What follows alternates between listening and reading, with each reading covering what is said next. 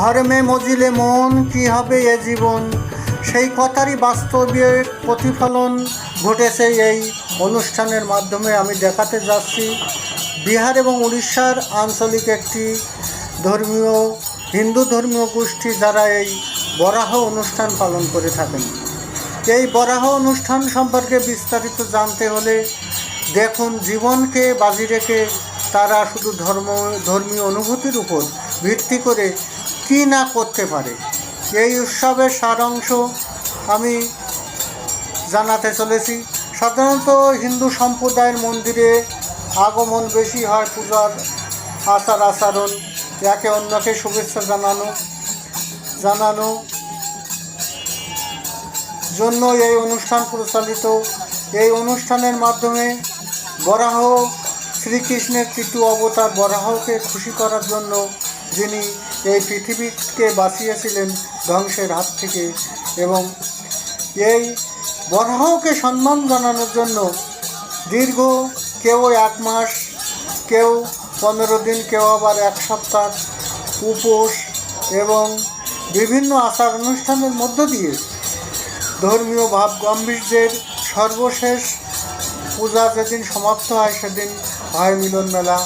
এই মিলন মেলায় প্রদর্শিত হয় এ ধরনের জীবন বাজি রাখার চাঞ্চল্যকর কাহিনী, যে ছোট দুটি সরু বাঁশের উপরে মানুষ চড়তে পারা তো দূরের কথা, এখানে একটি গাছে চলা শাঁখামৃগ অর্থাৎ বানরও উঠতে পারবে না।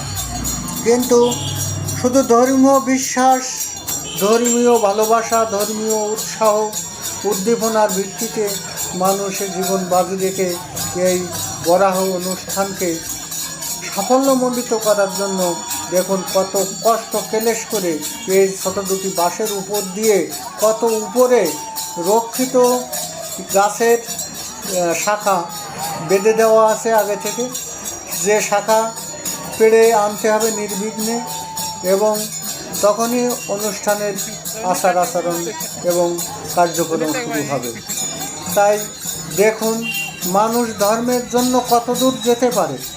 ধর্ম মানুষকে ধারণ করে, যা মানুষের অনেক সময় এই ধর্মের উপর ভিত্তি করে মানুষ যে কত দূর যেতে পারে এটি না দেখলে তা আমরা অনুধাবন করতে পারবো না। তাই আপনাদের কাছে অনুরোধ রইল, ভিডিওটি সম্পূর্ণ দেখুন, একটি গঠনমূলক কমেন্ট করুন এবং সকলে সুস্থ থাকুন, ভালো থাকুন। আবারও সকলকে অনুরোধ, শুভেচ্ছা ও ভালোবাসা জানিয়ে আমি ভিডিও থেকে শেষ করছি। ধন্যবাদ, সকলে ভালো থাকবেন, সুস্বাস্থ্য এবং দীর্ঘায়ু কামনা করছি। ধন্যবাদ সকলকে।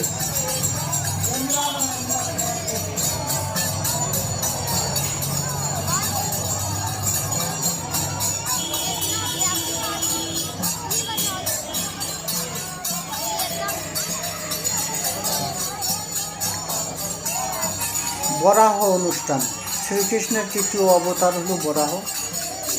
এই বরাহ সম্পর্কে অনেক কাহিনী আছে।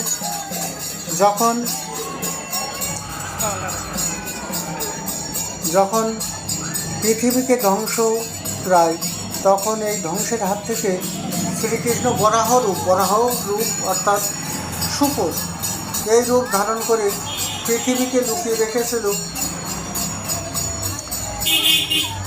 এক সমুদ্র গর্ভে অচেনা জায়গায়। সেখান থেকে উদ্ধারের জন্য বরাহ রূপ ধারণ করে পৃথিবীকে উদ্ধার করেছিলেন এই শ্রীকৃষ্ণের তৃতীয় অবতার বরাহ অবতার। তাই উড়িষ্যা, বিহার এবং বাংলাদেশের অনেক অঞ্চলে এই আচার অনুষ্ঠান চালু আছে। তা এটি ঝুঁকিপূর্ণ একটি মিলন মেলা, যেখানে অনেক ঝুঁকিপূর্ণ দিকগুলো দেখানো হয়। তাই সবাই আন্তরিকভাবে দেখবেন এবং একটু গঠনমূলক কমেন্ট করবেন। সকলের শুভেচ্ছা, অভিনন্দন, ভালোবাসা ও আন্তরিকতা কামনা করছি। ধন্যবাদ সকলকে। ভালো থাকুন, সুস্থ থাকুন, সুখে থাকুন সবাই।